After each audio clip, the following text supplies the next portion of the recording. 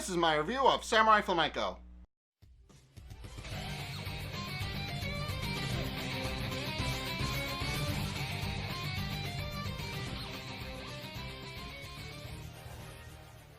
Okay, so remember back in the first review I did of this when I said that this anime didn't really follow traditional plot structure? Yeah, it comes into play in this episode. So, this episode is polarizing for a lot of fans because it's one of those episodes that kind of doesn't really make sense in the context of what the show was up to this point, but at the same time it's a good episode. So a lot of people are both put off by it and adore it and like it. So the episode starts off with Samurai Flamenco and the Flamenco girls being bored out of their skulls because it's gotten to the point where everybody now knows who Samurai Flamenco and the Flamenco girls are, and thanks to them, crime has pretty much started to dry up. So now the crime rate is at an all-time low, and the two heroes, well, the four heroes, don't really have much of anything to do at this point. And Masayoshi is finally able to pick up in his career, and is finally being able to be professional now that he's able to actually get a good night's sleep. Whereas Marimaya is just kind of bored because being a hero is kind of an outlet for all the stress that she feels in a day's work. So yeah, the two groups kind of have flip-flopped. Whereas Samurai Flamenco was initially suffering in his hero work, and the Flamenco girls were initially doing well at their hero work and succeeding in their career. And now the two have flip-flopped, and now the Flamenco girls are suffering in their career. But now Masayoshi really doesn't have much to do, and decides to spend his free time going through the old box of memorabilia that his grandfather gave him. And it's at which point he's contacted by his grandfather's old friend, who tells him that it's entirely possible that the box contains a last message to Masayoshi, which it does. So Masayoshi, immediately after the scene, goes back to reading through the script of the first episode, and then a twist happens. So what happens is Masayoshi is flipping through the script, is reading it word for word, and it eventually gets to this climactic scene of the original episode of Samurai Flamenco that never really aired, the pilot, where it's revealed that the professor is Masayoshi's the fictional Samurai Flamenco's grandfather, and also that it's revealed that his parents were killed overseas. At which point Masayoshi finds a very real newspaper clipping detailing that his parents were killed overseas, and his grandfather had left it tucked in the script for him to find. And it's revealed that his parents never actually died of an illness, but in fact were killed overseas by some unnamed crook. So Masayoshi is immediately devastated when he finds out, and is kind of in a funk for the rest of the day. So it's at this point where the police force, over the course of the day, have realized that now their vigilante counseling force is no longer needed, really, and will probably be disbanded. And the chief of police is even thinking of bringing Samurai Flamenco along on a drug bust, mostly for a PR stunt. He's not going to be doing much of anything, but he's there. He's there as the face of the whole operation, and he's mostly supposed to just be an honorary chief for a day.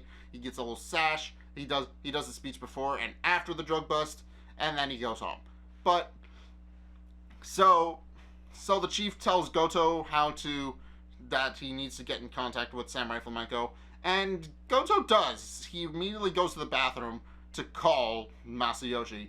But when Masayoshi picks up, Goto immediately realizes that something's wrong because of the aforementioned finding out about his parents' murder. So Masayoshi asks him to meet him at the phone booth where they first, interacted as superhero and cop. So they go back to where they first met, I guess. Not where they first met. Where they first met was in the alley, but where they first interacted, I guess. So So Masayoshi asks Goto why he decided to be a cop, and Goto points out that he had his reasons and kind of dodges the question.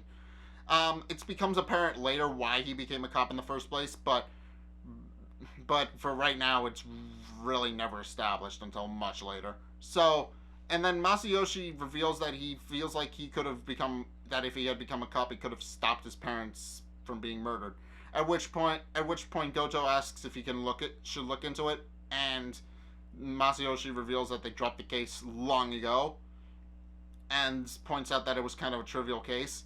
And when Goto kind of admonishes him for it, gives him a little slap on the wrist for calling the murder of his parents trivial, Masayoshi points out that he never really met his parents because he was 2 at the time when they were killed. So he never really met Mr. and Mrs. Hazama first.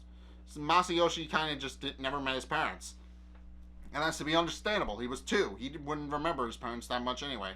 So Masayoshi, because of that, is starting to have bit of an identity crisis. He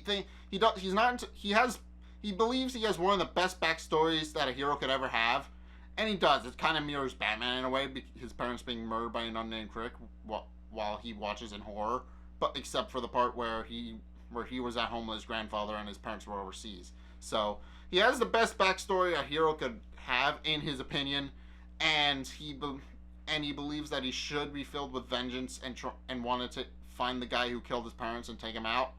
But the fact of the matter is, he just doesn't feel anything because he's never really met his parents, as I said multiple times. So he never really had much of an emotional connection to them.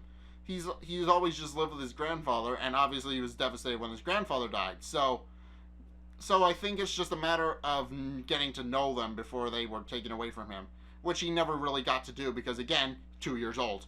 But so after explaining his identity crisis to Goto, he asks Goto what he should do, at which point Goto points out that he never really saw Masayoshi as a hero and always really saw him as a freak. But as time went on and he got to know Masayoshi a little bit better, he realized that while he is a freak, he's a freak who tries to make a difference and tries to help people. And Goto points out that he trusts a freak more than he trusts a hero. At which point Masayoshi gets his confidence back because now he realizes that he was never really a hero to begin with, and so he doesn't really know what he is anymore, whether he's a hero or a freak who just likes to help people by dressing up in costume. But this little powwow between the two of them is cut abruptly short because not a couple of blocks away, some old man is getting beat up by a drug dealer for whatever reason. It's explained later that the drug dealer is a little bit upset at the fact that Samurai Flamenco kind of shut down the entire drug business in the past week, and is taking it out on his own man. At which point, Masayoshi dresses up in his costume, then climbs on top of one of the play structures in the park where the guy is getting beat up. And when asked who he is, Masayoshi points out that he doesn't really know the answer to that anymore, but knows that he will always go to help other people, and then continues to call himself Samurai Flamenco, even though he knows he doesn't really know if he's a hero anymore or not, and then easily mummifies the guy with his tape dispenser, which is several times thicker than regular tape, mainly to keep him incapacitated so that Goto can arrest him. So that would be where the episode ends off, but we still got the drug business to deal with. And this is where things get weird. So at the very end of this episode, things go off without a hitch at the drug bust. Samurai Flamenco shows up, is made chief for a day. He goes in with the group that is designated to take out the drug deal and the drug den, and have them all arrested. But then things get odd. So one of the drug dealers starts freaking out and becomes very twitchy, and then he runs into the back room when the cops try to stop him, and tries to take a pill, probably to calm his nerves. We don't really know what the pill is, and he's immediately subdued by the police. But then he begins to exhibit an extreme amount of strength and sends all of the cops flying. At which point he starts to transform into a giant gorilla with a guillotine in its stomach.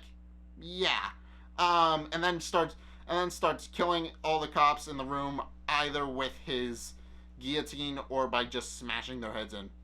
At which point Masayoshi tries to fight the monster, and the monster reveals what it is, aptly named Guillotine Gorilla. But it tries to fight Masayoshi, and Masayoshi is trying to fight it, but Masayoshi isn't really doing too much to it.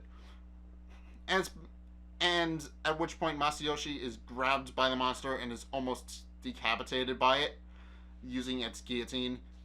At which point Goto intervenes and uses a bag of cocaine to blind the monster, and together he and Masayoshi send the creature flying out of the window, and it lands on a cop car. At which point it exclaims "Viva Torture," explodes, and then the man invoked by name shows up, not in person, but kind of as like a cool hologram effect, and he appears, reveals himself as King Torture, and then reveals that he has been planning this for a long time and believes that Samurai Flamenco is finally ready to challenge him.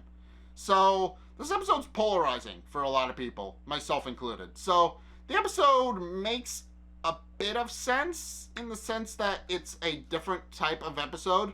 So it establishes that there are now villains who actually have superpowers that Masayoshi has to fight despite his lack of superpowers.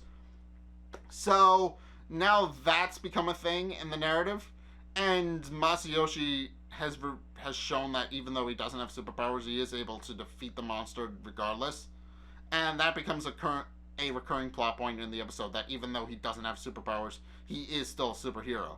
So these first couple episodes have just been an extended origin story for a real-life superhero. And that's cool, but the reason so many people are polarized by this is that the twist just kind of comes out of nowhere, and nobody really knows how it happened. I mean, yeah, it's explained in the episode in the next one that this guy has been planning, that King Torture has been planning this for quite a while. But the twist just kind of appears out of nowhere, and it's never really explains why the guy just randomly turns into a gorilla. It is explained a little bit later why monsters now exist in this world, but it's never really explained why all of a sudden that monster just decided to transform, when every monster after this never transforms ever. So it's kind of weird. But what's even weirder is the fact that it just comes at a really weird point in Samurai Flamenco's character arc. Where Masayoshi realizes his parents were murdered, realizes that he should feel something and doesn't, and kind of has a bit of a psychotic break until Goto walks him down from it. And it proceeds as normal, but then there's just this gorilla with a guillotine in its stomach for no real rhyme or reason. And a lot of people have either misinterpreted it as the psychotic break manifesting itself, like the guillotine gorilla doesn't actually exist, and it's just a figment of Masayoshi's imagination. And by the end of this episode, and by the end of several story arcs, he's just rocking back and forth in the padded room, trying to deal with the fact that his parents were murdered. But I don't think that's the case. I think it's meant to be literal, because the whole thing is that the show is supposed to be a parody of other Sentai shows, so it's supposed to deconstruct and reconstruct all the different show genres at once, which is why the magical girl trope is in here. But this episode as a whole just doesn't really work all too well. I mean, yeah, it works as like this big surprise reveal of, oh, there's bad guys now, fight them. But yeah, the episode as a whole, it's good but not great. I like it, but there are problems with it. So yeah, if you guys have seen this episode of Samurai Flamenco, what did you guys think? Let's get a discussion going in the comment section down below, or over on my Discord server, link in the description. Anyway, thank you guys so much for watching. If you enjoyed, be sure to like, comment, and subscribe. Also, be sure to follow me on Facebook and on Twitter in the description below. And also, check out my Patreon description below as well. It's only a couple bucks a month, and it really helps me out, so I would definitely appreciate it if you did that. But anyway, thank you guys so much for watching, and until next time, I will see you guys in the next video. Peace!